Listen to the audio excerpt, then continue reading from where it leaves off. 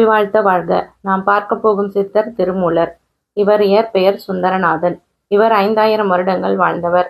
63 நாயன்மார்களில் ஒருவர். சித்தரில் மூத்த சித்தர்.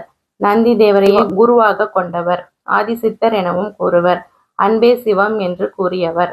கூடுவிட்டு கூடு பாயும் வல்லமை கொண்ட சித்தர் இவர் ஒருவரே.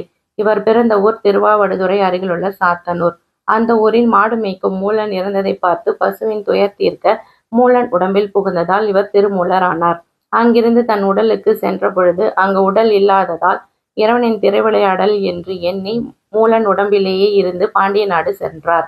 அங்கு வீரசேன மன்னர் இறந்திருந்ததைக் கண்டு மனைவியின் அழுகுரலும் கேட்டு மக்களின் நன்மைக்காக மூலன் உடலை சதுரகிரியில் மறைத்து வைத்து 2வது உடலாக மன்னர் வீரசேனன் உடலில் புகுந்து மக்களுக்கு நன்மை செய்தார். மக்கள் மகிழ்ச்சியுடன் இருந்ததால் மன்னனின் மனைவி மன்னனின் உடலிலேயே இவர் இருக்க வேண்டும் என்று எண்ணி சதுரகிரியில் மறைத்து வைக்கப்பட்டிருந்த மூலனின் உடம்பை சூழ்ச்சியால் எரித்துவிட்டார். மக்கள் மகிழ்ச்சியாக இருப்பதால் மீண்டும் தன் உடலுக்கே செல்ல முடிவு செய்த திருமூலர் சதுரகிரிக்கு சென்ற பொழுது உடலை இல்லாதது கண்டு முக்காலம் அறிந்தவர் என்பதால் தெரிந்து கொண்டார். பின்னர் அங்கிருந்து ஒரு நதிக்கரையில் மூழ்கி எழுந்தார். அங்கு ஒரு இளைஞனின் தவறாக யோகம் செய்து இறந்து கிடந்திருந்ததை கண்டார். 3வது உடலாக அந்த இளைஞன் உடம்பில் பிரவேசம் செய்தார்.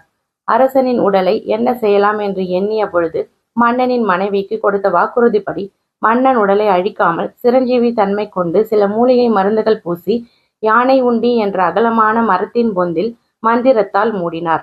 அரச உடல் மறைக்கப்பட்டதால் இது அரச மரம் என அழைக்கப்படுகிறது.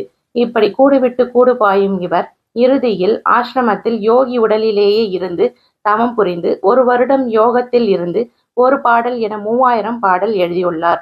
இந்த நூலின் பெயரே திருமந்திரம். பசுவின் துயர் தீர்க்க மூலன் உடம்பிலும் மக்களுக்கு நன்மை செய்ய மன்னன் உடம்பிலும் உலகத்திற்கு திருமந்திரம் நூல் எழுத யோகி உடம்பிலும் என கூடுவிட்டு கூடு பாய்ந்து திருமந்திரம் அருளியவர் திருமூல சித்தர்.